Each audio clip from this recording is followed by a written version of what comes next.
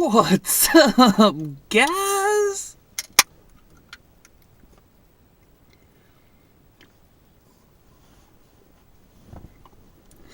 Here's a story I don't like telling. And I do everything I can do to not tell it. But hey, I'm amongst friends.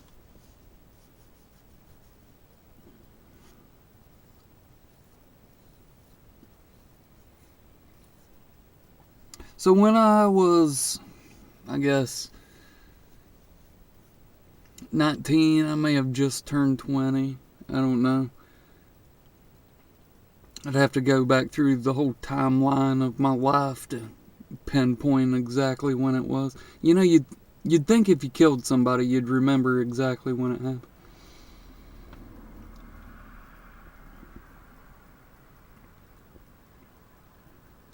So, I got a job at a restaurant when I was 17, I guess. And I was a host because that's all I could do.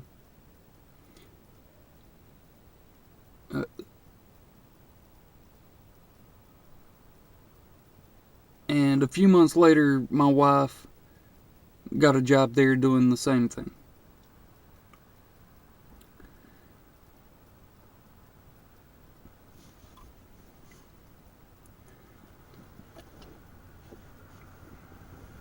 So we worked there together. It's obviously where we met. And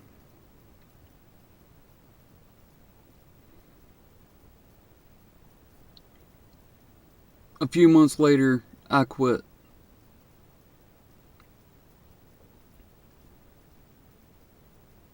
And a few months after that, she quit. Stuff happens. I came back. I get my job back. Doing the same job. So at this point, I'm 18, 19.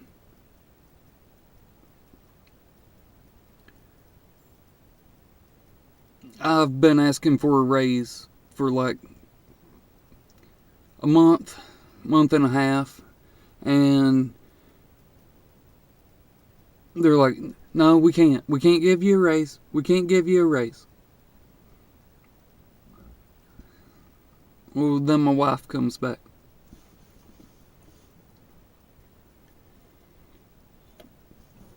Gets her job back.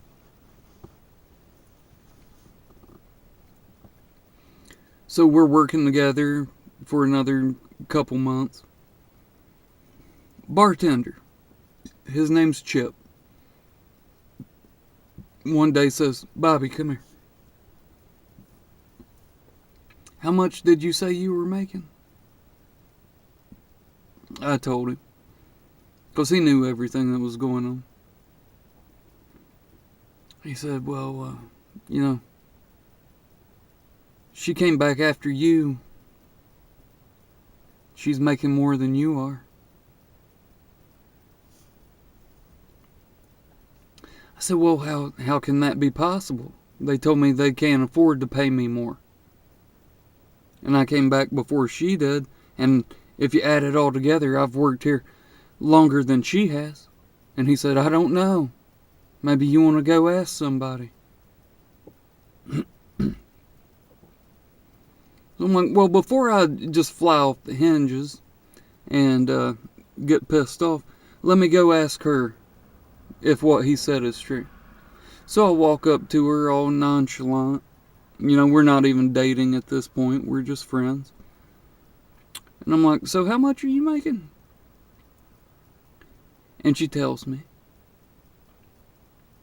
And I'm like, oh, really? And she doesn't even know why I'm asking, so she doesn't mind telling me. Oh, I just fucking fly into a rage. You know, I don't rage out. I'm internalizing it. But I'm just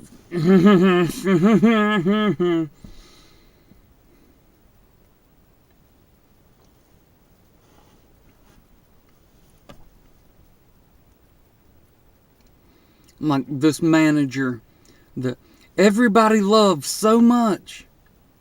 And everybody just,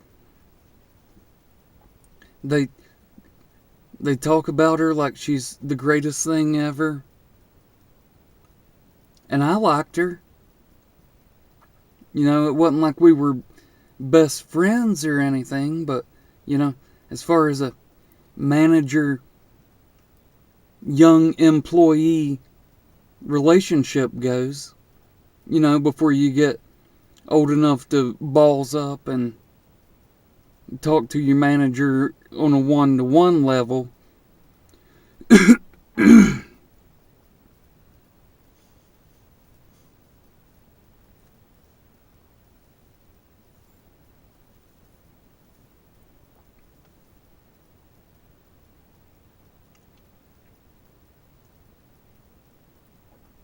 So I go up to my wife, same day,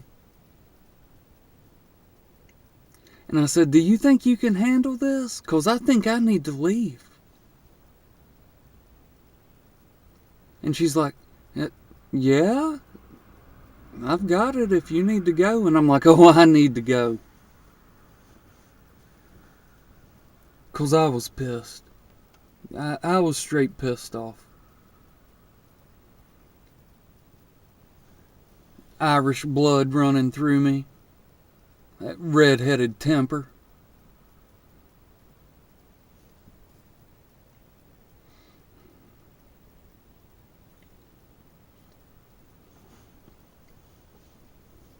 So I leave and I'm like, fuck this place and fuck this bitch. Fuck her.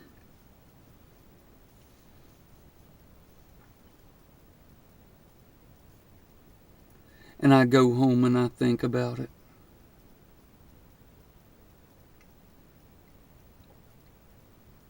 And the more I think about it, the more pissed off I get.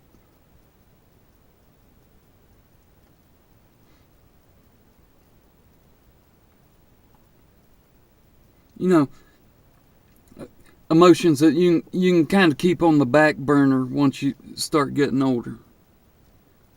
Things that you can control, or at least put out of your head long enough to not let it just eat you up.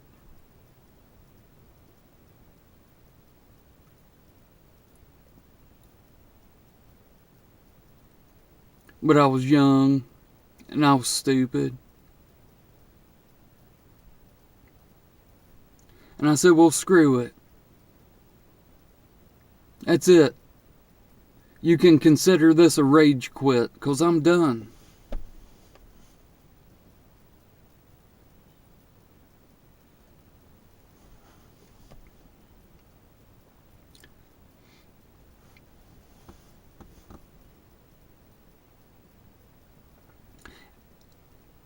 At the community college, which we were basically on the campus of,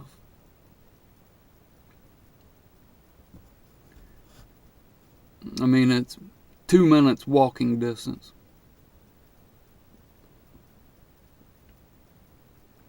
There is the John A. Walker Center. It's part of Wilkes Community College. And they have a lot of plays there and stuff. And the schools around here, you know, have field trips that go there. So the next day, they were having a play. When they would have plays there, the schools would call up and they'd get a deal. And it'd say, okay, well, we have 60 kids coming from our school to watch a play. We'll give you $3 per kid. What can you do for us? And our restaurant would be like, okay, we'll give them a corn dog and some fries. $3 a person.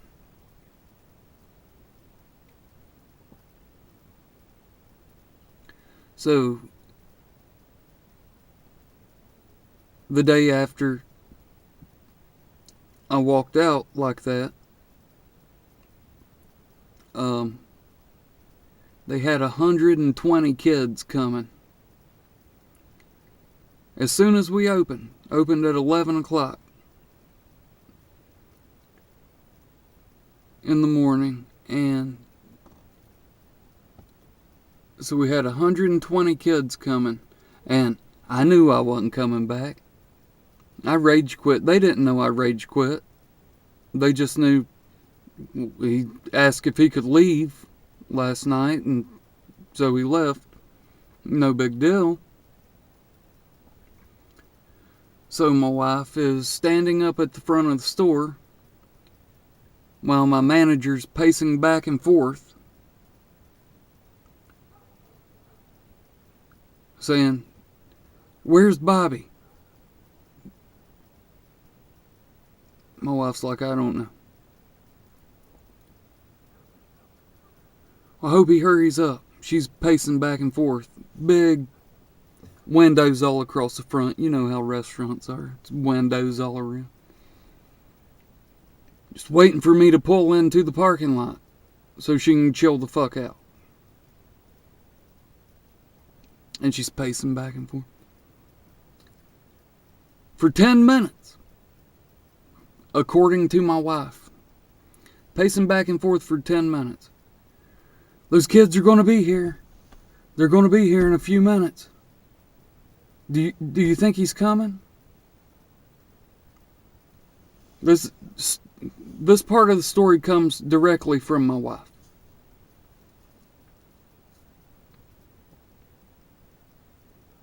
And she says, "Yeah, I don't know why he wouldn't.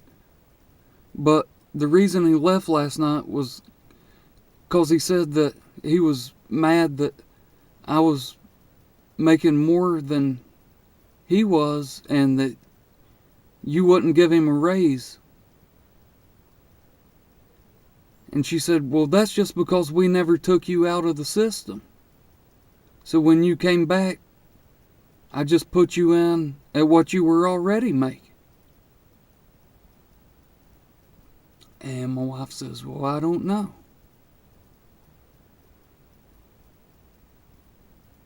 And she says, "Well, I hope he's going to," and hit the floor.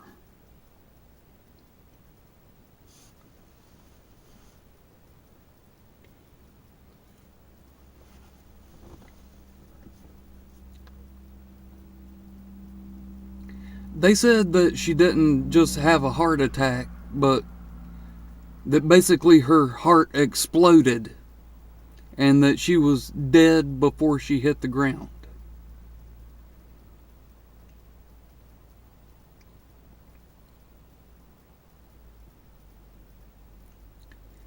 And to this day, if anybody ever says, "You know, I really miss Marion. She was one of my favorite managers I ever had," my wife tells them, "Well, then I guess you need to go talk to Bobby, since he's the one that killed her."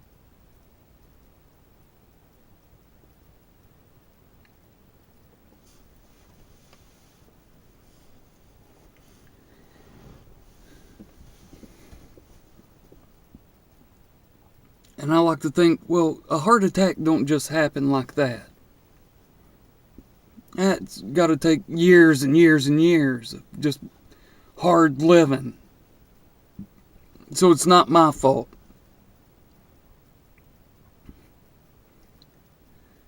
But she was only 41.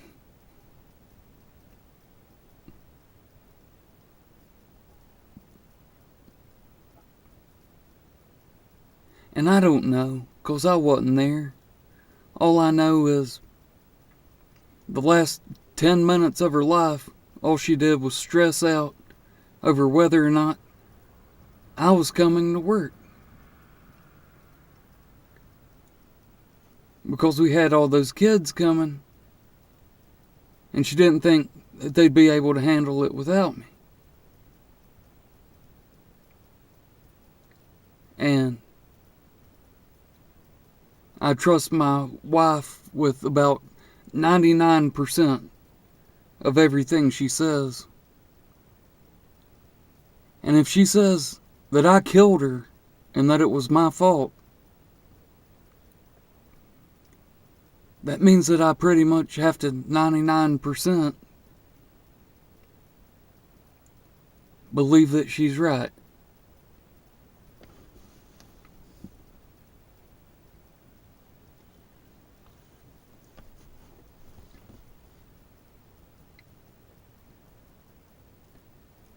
And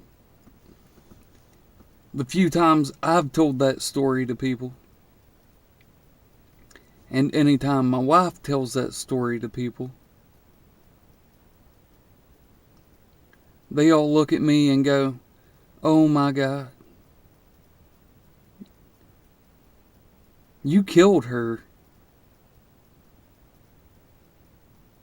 And no matter what I say, they say, "No, dude, you killed her." They say, if she spent the last 10 minutes of her life talking about you and getting stressed out over it and then died of a heart attack, yeah, you killed her.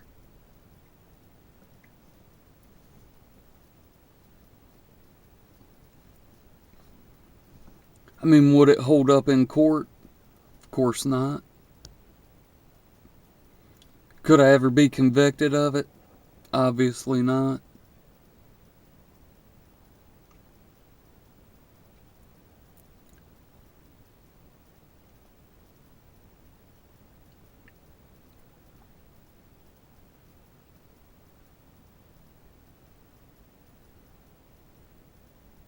I don't know. Of course, I'd like to think there are other contributing factors, which obviously there had to be. It takes more than one stressful situation to give you a heart attack. Was I the straw that broke the camel's back? No pun intended.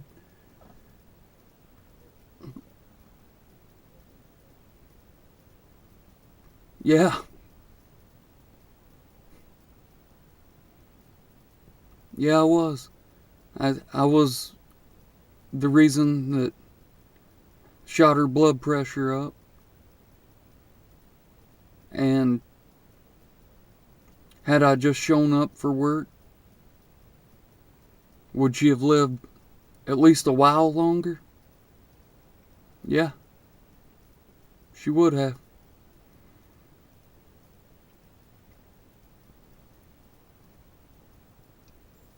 So, whether I want to admit it or not,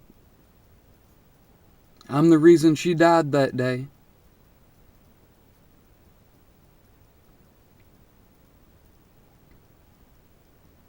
Would she have lived another week? I don't know. Would she have lived another month? I don't know. Would she have lived another 5 years? I don't know. But I know that I'm the reason she died that day.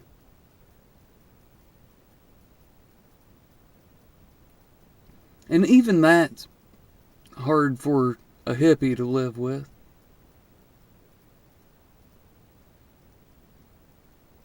And that shit was over 50 cents an hour.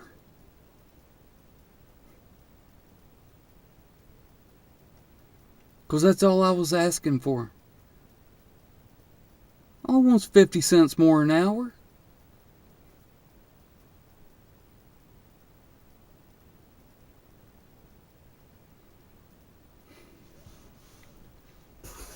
You guys have a good one. I'll see you next time.